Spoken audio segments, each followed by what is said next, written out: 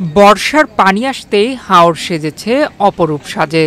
তাই হাওরের সৌন্দর্য উপভোগ করতে বন্ধু-বান্ধব ও প্রিয়জনদের নিয়ে ভিড় জমিয়েছে দর্শনার্থীরা। নেত্রকোনার হাওর বেষ্টিত এলাকায় নানান অব্যবস্থাপনা থাকলেও প্রচণ্ড গরমে পানির সাথে মিতালি খুঁজতেই অনেকে ট্রলারে ঘুরে আনন্দ উপভোগ করছেন। এতে করে হাওরের নৌকা চালক সহ বিভিন্নভাবে অর্থ উপার্জনের একটি সুযোগ সৃষ্টি হয়েছে স্থানীয়দের। স্থানীয়রা জায়গাটির নাম দিয়েছেন মিনি কক্সবাজার। কক্সবাজারের মতো কোনো শহর নয় উচিতপুর, সমুদ্রের মতো নেই কোনো বিশাল জলরাশিও। তবুও উচিতপুরের হাওর ভ্রমণ পিপাসুদের কাছে দিন দিন জনপ্রিয় হয়ে উঠছে। বান্ডেল থাকলে প্রতি সেনমানিতে টাকা বাঁচবে। বিকাশ সেনমানি বান্ডেল কিনে জিতুন প্রতি লেনদেনে। ঈদ কিংবা উৎসব অথবা ছুটির দিনে বিভিন্ন স্থান থেকে এখানে আগমন ঘটে পর্যটকদের। বাটি এলাকার জন্য মানে মদন, মোহনগঞ্জ, কালিয়াজুড়ি, নেত্রকোনা, ময়মনসিংহ অত্র এলাকায় বিনোদনের জন্য আসলে কোনো নির্দিষ্ট পর্যটন এলাকা না থাকায় বাটি এলাকা এবং এলাকা হিসাবে ওই মদনের এই জায়গাটা আমরা মিনি কক্সবাজার হিসাবে দীর্ঘদিন যাবৎ আমরা এটাকে বিভিন্ন মাধ্যমে প্রচার এবং প্রসার হয়ে আসছে এবং এইগুলো দেখে মানুষ নিজ উদ্যোগেই এখানে বেড়াইতে আসে এবং হলো বিভিন্ন জায়গায় এখান থেকে শুরু করে গোবন্দশ্রী পর্যন্ত যে রাস্তাটা আছে ওই পর্যন্ত যায় নৌকা দেয়া এবং ট্রলার দেয়া।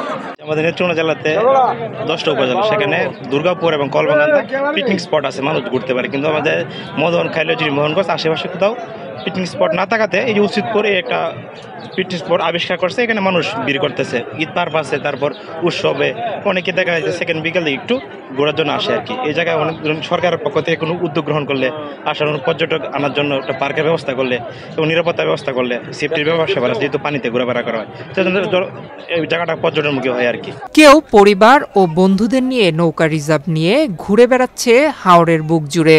এদিকে আসলাম, এদিকে একটা সুন্দর একটা পর্যটন শিল্প যেটা আমাদের হাওর অঞ্চলে মদন, উচিতপুর খুব সুন্দর। আমরা এই অত্র অঞ্চলের লোক যেটা অনেকেই দ্বিতীয় উচিতপুর এই মিনি কক্সবাজার বলে যেটা ভাবে আর কি, ওই মিনি কক্সবাজার অনেকেই ভাবে। উচিতপুর খুব সুন্দর একটা পর্যটন শিল্প।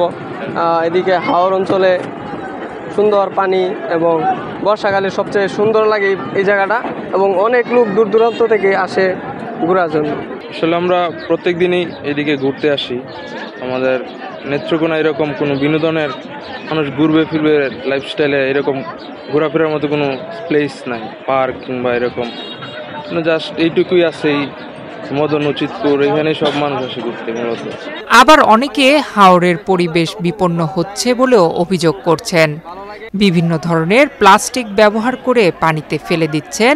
এছাড়াও জীববৈচিত্র্য নষ্ট হচ্ছে, মাছের জন্য হচ্ছে ক্ষতিকর। মানুষ এরকম প্লাস্টিক, এরকম বিভিন্ন এই প্লাস্টিকের যে মোড়কজাত খাবার ওইগুলো খেয়ে এই হাওরের মধ্যে ফেলে দিতেছে। এতে করে এরকম পরিবেশ নষ্ট হইতেছে। এরকম মাটির পরিবেশ নষ্ট হইতেছে। সচেতন মানুষের অভাব। এই জায়গার মধ্যে এরকম গাইডলাইন দেওয়ার দরকার, আরও এরকম মানুষকে সচেতন করার দরকার। দর্শনার্থীদের নিরাপত্তার পাশাপাশি ভালো মানের খাবার, হোটেল ও রেস্ট হাউসের প্রয়োজন রয়েছে এখানে। তাই পর্যটকদের নিরাপত্তা সহ হাওরের পরিবেশ রক্ষায় প্রশাসনের নজরদারি সহ সরকারকে বিভিন্ন উদ্যোগ গ্রহণ করার দাবি জানিয়েছে স্থানীয়রা। নয়ন বিশ্বাস, বাংলাদেশ প্রতিদিন। এদিকে আসলাম।